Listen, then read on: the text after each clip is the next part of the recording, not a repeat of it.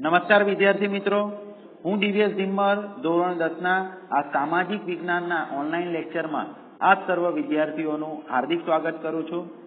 વિદ્યાર્થી મિત્રો, આપણે અભ્યાસ કરી રહ્યા હતા ભારતનો વિજ્ઞાન અને ટેકનોલોજીનો વારસો, જેની અંદર વિદ્યાર્થી મિત્રો આપણે ભારતના વિજ્ઞાન અને ટેકનોલોજીના વારસા સ્વરૂપ ધાતુ વિદ્યામાં સાધેલી પ્રગતિ, રસાયણ વિદ્યામાં સાધેલી પ્રગતિ અને વૈદિક વિદ્યા અને શૈલ્ય ચિકિત્સાની અંદર સાધેલી પ્રગતિ વિશે અભ્યાસ કરીને આવ્યા। લાસ્ટ વિડીયોની અંદર જ આપણે જોયું કે આપણા શૈલ્ય ચિકિત્સકો અને વૈદિક શાસ્ત્રીઓ બરાબર છે કેટલા બધા ઇન્ટેલિજન્ટ હતા કે તેઓ એ સમયે પણ વાળકાપ કરતા હતા। બરાબર, એમને અનેક ગ્રંથો લખ્યા હતા, જેને કારણે આજે પણ એ ગ્રંથોનો ઉપયોગ કરીને રોગોનું નિદાન થઈ શકે છે। જેની અંદર આપણે 3 વૈદિક શાસ્ત્રીઓ જેવા કે આપણા મહર્ષિ ચરક, મહર્ષિ સુશ્રુત અને મહર્ષિ વાગ્ભટ વિશે વાત કરી હતી। આ ઉપરાંત આપણા વૈદિક શાસ્ત્રીઓ જે પ્યાલા આકારનો પાટો બાંધીને રુધિરનું પરિભ્રમણ અટકાવી દેતા હતા અને તેઓ વાળકાપ દ્વારા વિદ્યાર્થીઓનું વાળકાપ દ્વારા ઓપરેશન કરતા હતા। ત્યારબાદ એઓ પ્રસૂતિના સમયે જોખમી ઓપરેશનો કરતા પણ ખચકાતા ન હતા। સ્ત્રી રોગ અને બાળ રોગના નિષ્ણાંત હતા। એવી જ રીતે આજે આપણે બીજા એક સવાલની વાત કરવાના છે, જેની અંદર લખ્યું છે કે પ્રાચીન ભારતે ગણિત શાસ્ત્રની અંદર સાધેલી પ્રગતિનું વર્ણન કરો। વિદ્યાર્થી મિત્રો, આ વર્લ્ડને શૂન્યની શોધ ભારત દેશે કરીને આપી છે। વિદ્યાર્થી મિત્રો, શૂન્યની શોધ નહીં થતે તો આજે ગણિતનું અસ્તિત્વ ન હશે। આમ તો શૂન્યનું કોઈ મહત્વ નથી, પરંતુ આ શૂન્ય જે અંકની પાછળ લાગી જાય છે એ અંકનું મહત્વ ઘણું વધારી દે છે। આ ઉપરાંત આપણા આપણા ગણિત શાસ્ત્રીઓએ ગણિતની અંદર સરવાળા, બાદબાકી, બીજગણિત, અંકગણિત, દશાંશ પદ્ધતિની શોધ પણ વિશ્વને ભારત દેશના ગણિત શાસ્ત્રીઓએ આપી હતી, જેમાં તમે આર્યભટ્ટના નામથી તો પ્રચલિત હશો જ। તો વિદ્યાર્થી મિત્રો, આ જ બધી વાતો આજે આપણે આ લેક્ચરની અંદર કરવાના છે અને 4 ગુણની અંદર અથવા તો 3 ગુણની અંદર પૂછી શકાય એવો આ મોસ્ટ આઈએમપી ક્વેશ્ચન છે। બરાબર છે, તો મહત્વનો છે, તો દરેક વિદ્યાર્થીને નમ્ર વિનંતી છે કે આ દાખલાની અંદર આ થિયરીની અંદર ધ્યાન આપજો। મોસ્ટ આઈએમપી થિયરી છે। ઓકે, તો આપણે શરૂઆત કરીએ। પ્રાચીન ભારતને ગણિત શાસ્ત્રમાં સાધેલી પ્રગતિ વિશે નોંધ લખો। ભારતે દુનિયાને શૂન્યની શોધ, દશાંશ પદ્ધતિ, બીજગણિત, બોધાયનનો પ્રમેય, રેખાગણિત, વૈદિક ગણિત જેવી શોધો આપી છે।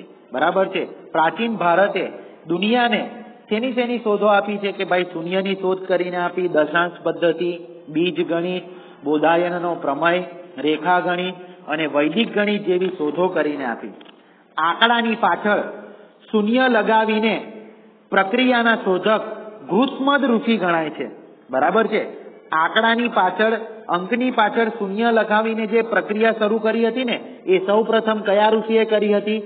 ગૃત્સમદ ઋષિએ કરી હોય એવું માનવામાં આવે છે। બરાબર છે, તો આ પણ જરા મહત્વનું છે, ધ્યાન આપજો કે કયા ઋષિએ, ગૃત્સમદ ઋષિએ આપણે શેની પ્રક્રિયા શરૂ કરી હતી? આંકડાની પાછળ શૂન્ય લગાવીને લખવાની। પ્રાચીન ભારતના ગણિત યજ્ઞોએ એકની પાછળ 53 શૂન્ય મૂકવાથી બનતી સંખ્યાઓના નામ નિર્ધારિત કર્યા છે। પ્રાચીન ભારતના જે આપણા ગણિત શાસ્ત્રીઓ છે એમને એકની પાછળ કેટલા મીંડા? 53 મીંડા। આપણે તો અત્યાર સુધી 7 મીંડાનું જ ખબર છે, પણ આ લોકોએ તો એકની પાછળ 53 શૂન્ય મૂકવાથી બનતી સંખ્યાના નામ નિર્ધારિત કર્યા છે। આપણે મોહેન્જો-દડો અને હડપ્પાના અવશેષોમાંથી જે માપવા અને તોલવા માટેના સાધનો દશાંશ પદ્ધતિ હતી તે મેઘાતિથિ નામના ગણિત શાસ્ત્રીએ આપી હતી। બરાબર છે, હડપ્પીય સંસ્કૃતિની અંદર તોલવા માટે, માપવા માટે જે દશાંશ પદ્ધતિનો ઉપયોગ થતો હતો, બરાબર, એ દશાંશ પદ્ધતિની ઓળખ એ પ્રાચીન સમયમાં મેઘાતિથિએ આપેલ છે। તો મોહેન્જો-દડો અને હડપ્પાના અવશેષોમાં માપવાના અને તોલવાના સાધનોમાં દશાંશ પદ્ધતિ જોવા મળેલ છે, જેની ઓળખ પ્રાચીન સમયની અંદર મેઘાતિથિએ આપેલ છે। ઈસવીસન 800 વર્ષના સમયમાં બોધાયન પ્રમેય, વિદ્યાર્થી મિત્રો આ બોધાયન પ્રમેય એટલે શું છે? વિદ્યાર્થી મિત્રો, આ બોધાયન પ્રમેય એટલે ત્રિકોણમિતિ। ત્રિકોણમિતિ તમે ધોરણ 10 ની અંદર ગણિતની અંદર ભણશો, sin θ, cos θ, tan θ, cot θ બરાબર છે. આ સાઇન થીટા કોસ થીટા જેને આપણે ત્રિકોણમિતિ કહીએ છીએ, ટ્રેગોનોમેટ્રિક કહેવાય છે એને, એ ઈસવીસન 800 ના સમયની અંદર આપણને જોવા મળી હતી. તો એને શું કહેવામાં આવે છે? બોધાયન પ્રમેય. બરાબર છે. ગણિતના સર કદાચ આ ચેપ્ટર ચલાવે તો તમને પૂછશે કે ત્રિકોણમિતિ એ 800 વર્ષ જૂની આપણી ગણિત શાસ્ત્રીઓએ લખેલી બોધાયન પ્રમેય, 800 વર્ષના સમયમાં બોધાયન પ્રમેય ત્રિકોણમિતિ અને આપ સ્તંભે સલ્વ સૂત્રોમાં વિવિધ વૈદિક યજ્ઞો માટેના વિવિધ વેદીઓના પ્રમાણ નિશ્ચિત કર્યા છે. તેમાં પણ આ જ સિદ્ધાંતોનું વિશ્લેષણ છે. બરાબર છે. શું આપણે વિવિધ વૈદિક યજ્ઞો માટે જે વેદીઓના પ્રમાણ આવે ને, એ વેદીઓના પ્રમાણ જેમ કે સમપ્રમાણ, વ્યસ્ત પ્રમાણ, તો એ પણ આની અંદર જ શું કહેવામાં આવ્યું છે? પ્રમાણ નક્કી કરવામાં આવ્યું છે. ઈસવીસન 1150 ની અંદર ભાસ્કરાચાર્યએ લીલાવતી ગણિત અને બીજ ગણિત જેવા ગ્રંથોની રચના કરી હતી. બરાબર છે. કઈ? લીલાવતી ગણિત અને બીજ ગણિત. આ લીલાવતી ગણિત અને બીજ ગણિત કોને રચના કરી હતી? તો લીલાવતી ગણિત અને બીજ ગણિતની રચના ભાસ્કરાચાર્યએ કરી હતી. તેમણે સરવાળા અને બાદબાકીનું સંશોધન પણ કર્યું હતું. સરવાળા અને બાદબાકીનું સંશોધન કોણે કર્યું હતું? તો ભાસ્કરાચાર્યએ. અને કયા બે ગ્રંથો લખ્યા હતા? લીલાવતી અને બીજ ગણિત. આ ઉપરાંત આર્યભટ્ટનું આની અંદર નામ ખૂબ જ ઊંચું છે, કારણ કે આર્યભટ્ટ નામના વૈજ્ઞાનિક, આર્યભટ્ટ નામના ગણિત શાસ્ત્રીએ કઈ કઈ વસ્તુઓ લખી હતી? તો આર્યભટ્ટ નામના ગણિત શાસ્ત્રીએ આપણને શૂન્યની સંજ્ઞા આપી, પાઈની કિંમત 22/7 થાય તેવો ઉલ્લેખ પણ એમને કર્યો હતો. એમને જણાવ્યું હતું કે ગોલકના પરિઘ એટલે કે ગોળાનો પરિઘ 2πr અને તેના વ્યાસના ગુણોત્તરને દર્શાવતો અચળાંક પાઈ છે. તમારા ગણિતની ચોપડીની અંદર વર્તુળ સંબંધિત ક્ષેત્રફળ એક ચેપ્ટર આવે છે, એની અંદર આ આર્યભટ્ટે જે થિયરી સાબિત કરી છે, શું કીધું છે કે હું તમને અહીંયા બતાવું કે વર્તુળનો પરિઘ એટલે કે 2πr અને એનો વ્યાસનો ગુણોત્તર. બરાબર છે. વ્યાસનો ગુણોત્તર, વ્યાસ એટલે શું આવે? d. બરાબર. d એટલે શું લખાય? r/2. તો એનો ગુણોત્તર કોના જેટલો હોય છે? તો કે ભાઈ એનો ગુણોત્તર પાઈ જેટલો હોય છે. બરાબર છે. તો વિદ્યાર્થી મિત્રો, આ છે આર્યભટ્ટ વિશે આપણે વાતો કરી છે. ત્યારબાદ છોકરાઓ, આર્યભટ્ટે આ ઉપરાંત ઘણા બધા પુસ્તકો લખ્યા હતા, જેમાં 10 ગત ગીતિકા, આર્ય સિદ્ધાંત. બરાબર. અને એમને ગણિત શાસ્ત્રીના પિતા કહેવામાં આવે છે. બરાબર છે. ગણિત શાસ્ત્રીના પિતા આર્યભટ્ટને કહેવામાં આવે છે. એવો જ એક સવાલ આગળ આવી ગયો તો રસાયણ શાસ્ત્રના આચાર્ય કોને કહેવામાં આવે છે? તો નાગાર્જુનને કહેવામાં આવે છે. તો આર્યભટ્ટની આપણે વાત કરીએ તો આર્યભટ્ટના આર્યભટ્ટિયમ ગ્રંથની અંદર પાઈની કિંમત 22/7 થાય તેવો ઉલ્લેખ છે. બરાબર છે. આર્યભટ્ટિયમ ગ્રંથની અંદર પાઈની કિંમત કોણે શોધી હતી? આર્યભટ્ટે શોધી હતી. MCQ ની અંદર પૂછી શકાય. આ ઉપરાંત આર્યભટ્ટે શૂન્યની પણ શોધ કરી હતી. તેમણે એવું સાબિત કર્યું છે કે ગોલકનો પરિઘ અને તેના વ્યાસના ગુણોત્તરને દર્શાવતો અચળાંક એ પાઈ છે. શું કીધું હતું એમને? ગોલકનો પરિઘ અને તેમના વ્યાસના ગુણોત્તરને દર્શાવતો અચળાંક શું છે? પાઈ છે. આગળ વધીએ આપણે. ભાગાકારની આધુનિક પદ્ધતિ, ગુણાકાર, સરવાળા, બાદબાકી, વર્ગમૂળ, ઘનમૂળ જેવી અષ્ટાંગ પદ્ધતિની જાણકારી આર્યભટ્ટે તેમના ગ્રંથોમાં કરેલી છે. આ ઉપરાંત આર્યભટ્ટે આર્યભટ્ટિયમ અને 10 ગીતિકા જેવા ગ્રંથો પણ લખ્યા છે. આર્યભટ્ટે કયા કયા ગ્રંથો લખ્યા છે? આર્યભટ્ટિયમ, આ એ જ ગ્રંથ છે જેની અંદર પાઈની કિંમતનો ઉલ્લેખ છે, અને 10 ગીતિકા જેવા ગ્રંથો પણ લખ્યા છે. તેમણે ગણિત, અંકગણિત અને રેખા ગણિતના મૂળભૂત પ્રશ્નોનું સમાધાન શોધ્યું છે. તેનું સમાધાન શોધ્યું છે? બીજગણિત, અંકગણિત. વિદ્યાર્થી મિત્રો, બીજગણિત એટલે તમે પેલા દાખલા કરો ને, x + 2x વાળા, x² + 2x + 4, એને બીજગણિત કહેવાય. બરાબર છે.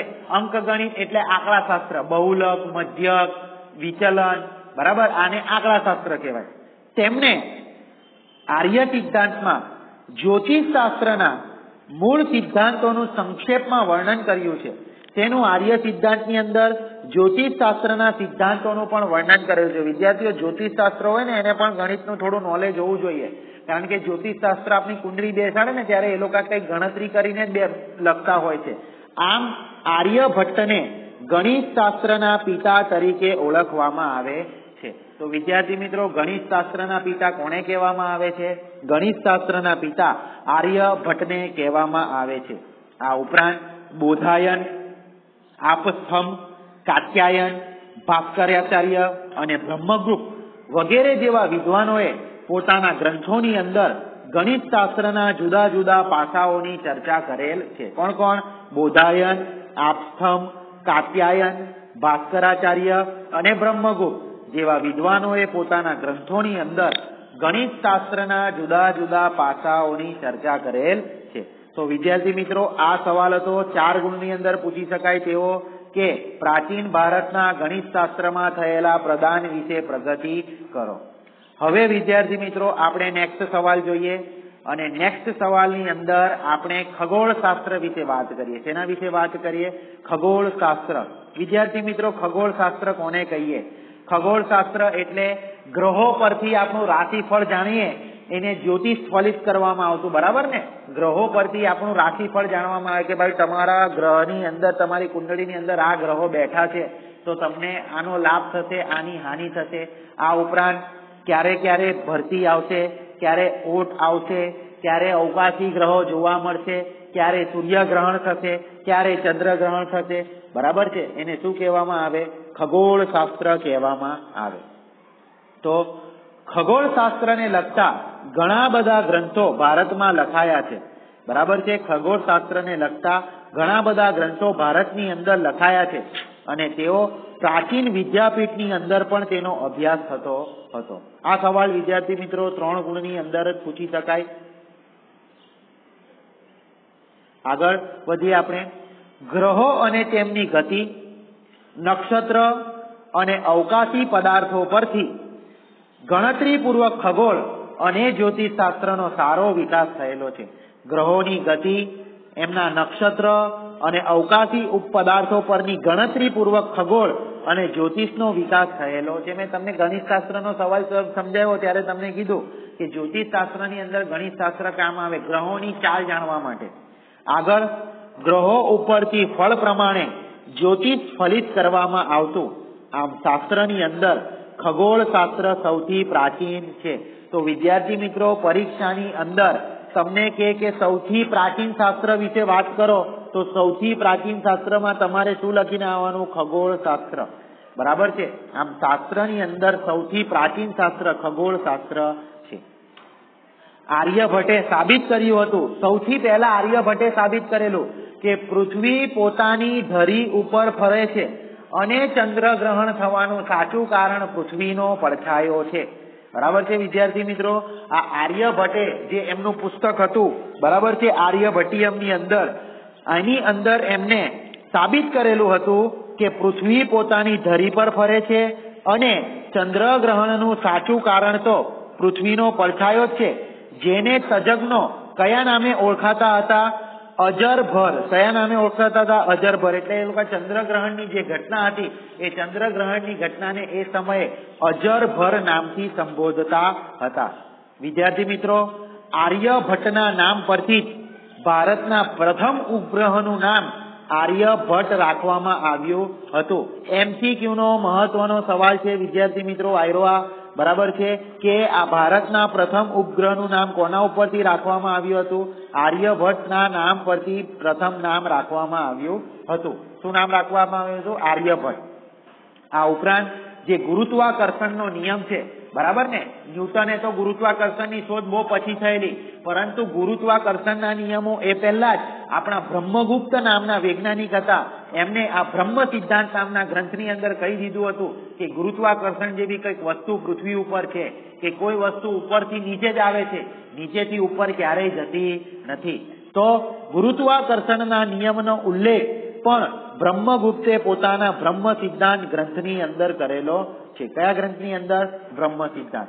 તો વિદ્યાર્થી મિત્રો, આ સવાલ હતો આપણો પ્રાચીન ભારતનું ખગોળ શાસ્ત્ર. વિદ્યાર્થી મિત્રો, તો આજના આ લેક્ચરની અંદર આપણે 2 મહત્વના સવાલ જોયા. ગણિતશાસ્ત્ર અને ખગોળશાસ્ત્ર. વિદ્યાર્થી મિત્રો, નેક્સ્ટ વિડીયોની અંદર હવે આપણે આપણા આર્યભટ્ટ અને વાસ્તુશાસ્ત્ર વિશે વાત કરીશું. વિડીયો ગમ્યો હોય તેને લાઈક કરો, શેર કરો, સબસ્ક્રાઇબ કરો અને જોતા રહો 3 9 ક્લાસીસની ચેનલને. Thank you. જય હિન્દ. વંદે માતરમ.